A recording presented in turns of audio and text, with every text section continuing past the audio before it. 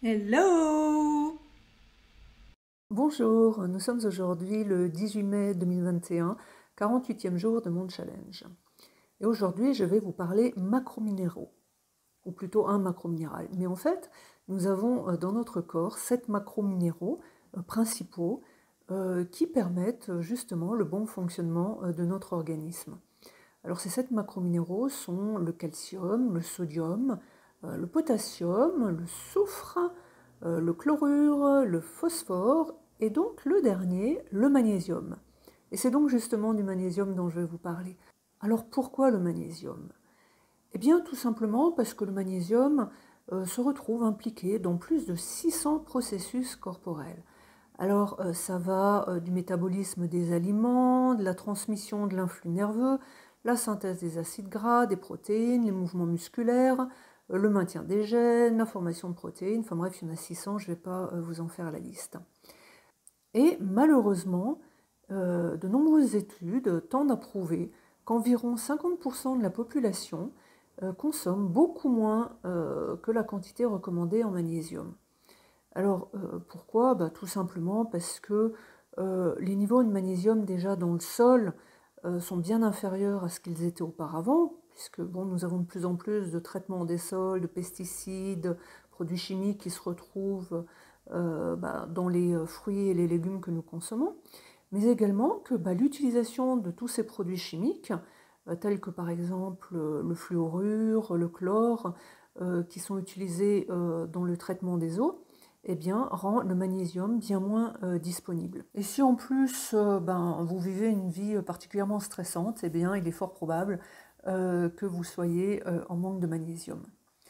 Le souci, c'est qu'une carence en magnésium peut entraîner alors de nombreux soucis de santé.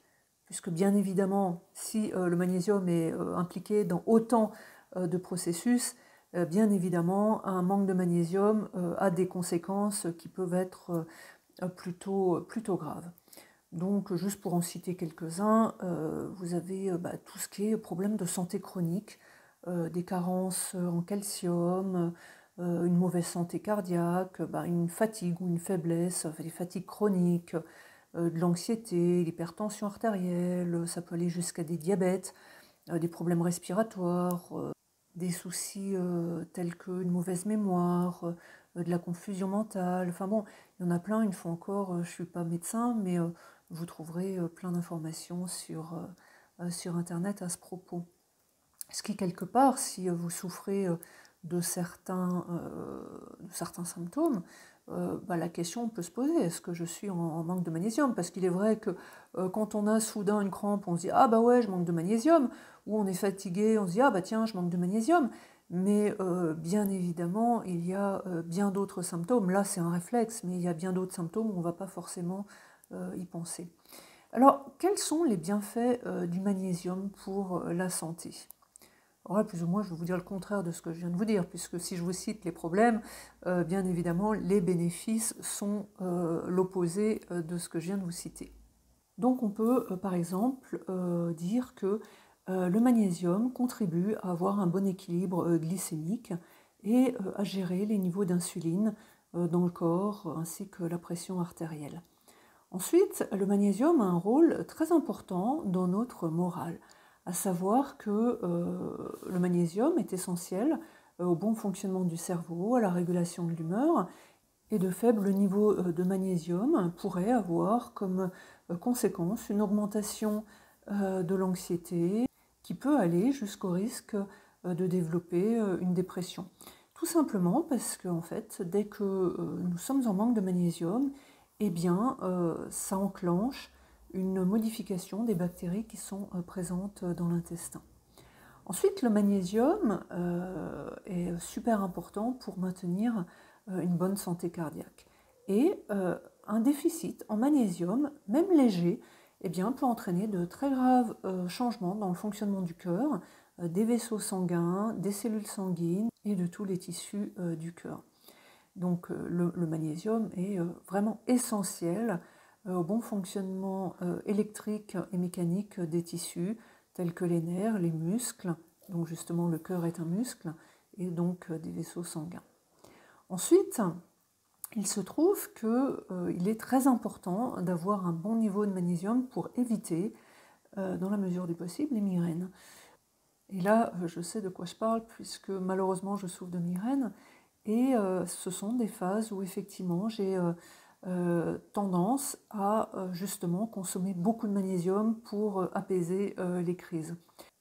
La recherche a justement montré qu'un faible taux de magnésium cérébral augmentait le risque de migraine et qu'un apport régulier en magnésium, par contre, réduisait la fréquence des crises de migraine de presque, on va dire, 40 et quelques pourcents.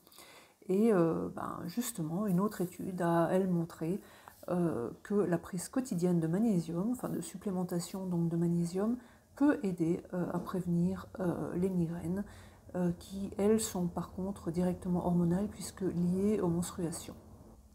Alors, en parlant de menstruation, le magnésium aide également à diminuer tout ce qui est symptômes prémenstruels, alors qu'il s'agisse de sautes d'humeur, de rétention d'eau, de dépression, de maux de tête, de manque de sommeil, des envies de sucre, enfin bref, tout ce qu'on subit dans ces moments un petit peu délicats, eh bien, on pourrait également diminuer tous ces symptômes si nous avions un taux de magnésium correct.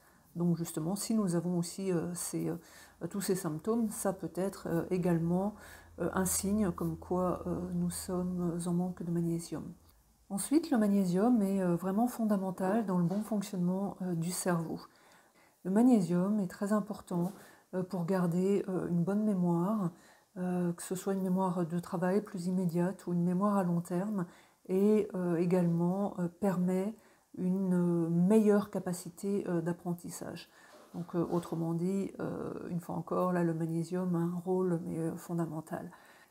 Alors c'est bien beau tout ça, mais alors comment fait-on pour disposer de magnésium en quantité suffisante? Alors bien évidemment, il y a la supplémentation, mais la supplémentation, c'est pas toujours ce qui est le plus optimal parce que elle n'est pas forcément toujours disponible ou bien assimilée par l'organisme. Cependant, elle peut s'avérer vraiment nécessaire puisque, comme nous disions avant, notre alimentation est de plus en plus faible en teneur en magnésium et notre eau également nous apporte de moins en moins de magnésium biodisponible. Donc, effectivement, au cas par cas, donc à voir avec votre spécialiste en santé, que ce soit un naturopathe ou que ce soit votre contact en médecine traditionnelle. Mais finalement, le réflexe naturel devrait être de trouver son magnésium dans notre alimentation. Et là, donc, il y a plusieurs sources assez importantes, donc juste pour en citer quelques-unes, les épinards, les fameux épinards de Popeye, qui ne sont pas seulement donc une source de fer, mais une source de magnésium très importante. Il y a dans les épinards de nombreux nutriments très importants pour la santé, la vitamine E, la vitamine B, on trouve des protéines. Mais alors par contre, un fait intéressant à connaître, c'est qu'il y a 10 fois plus de magnésium dans les épinards cuits que dans les épinards crus. Ensuite, il y a une autre source tout à fait intéressante de magnésium, que sont les graines. Alors quand on parle de graines, on va parler de graines de chia, de sésame, de tournesol, de citrouille, de chanvre. Et en fait, toutes ces graines sont alors d'excellentes sources de magnésium, mais également elles sont très riches en graisses anti-inflammatoires, en protéines. Donc vraiment, ce sont des petites choses très simples que l'on peut rajouter à nos plats. Ensuite, bien évidemment, il y a le chocolat. Le chocolat et le cacao.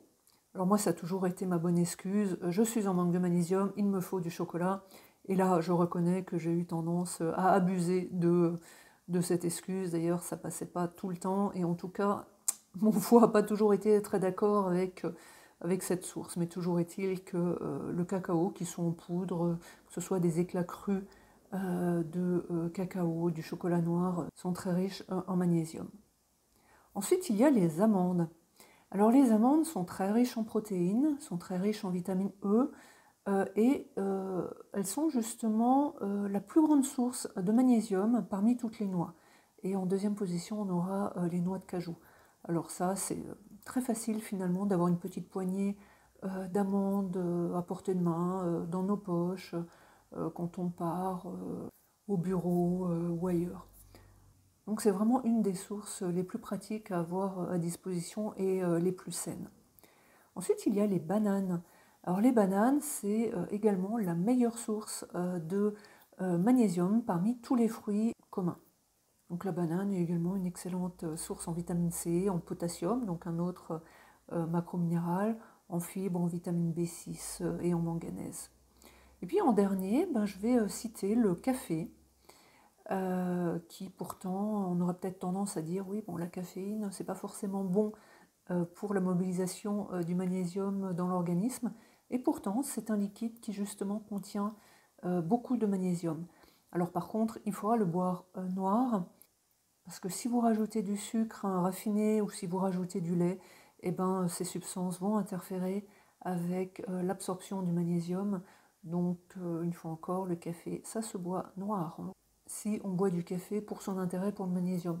Bon, ceci dit, on n'y pense pas forcément. Et puis, beaucoup de personnes boivent leur petit café pour le plaisir que ça apporte, pas forcément pour la dose magnésium. Ceci dit, c'est lié, puisque, comme je le disais au début de cette vidéo, le magnésium a un rôle très important dans cette notion justement de plaisir par rapport au fait de garder le moral au beau fixe. Ceci dit, comme on dit dans ces cas-là, cette liste bien entendu n'est pas exhaustive. Vous trouverez bien entendu du magnésium dans plein d'autres aliments.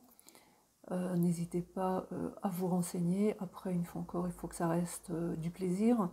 Après, il ne faut peut-être pas tomber dans les extrêmes comme moi avec le chocolat, mais une fois encore, il ne faut pas oublier que le magnésium est un macrominéral absolument essentiel pour notre santé et pour notre bien-être.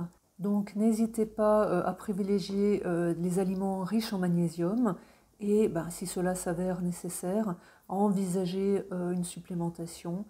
Bien évidemment, ça se fait de façon encadrée. Voilà pour le petit sujet du jour. Moi, j'ai ma tablette de chocolat qui m'attend. Donc, je vous dis merci et à demain. Au revoir.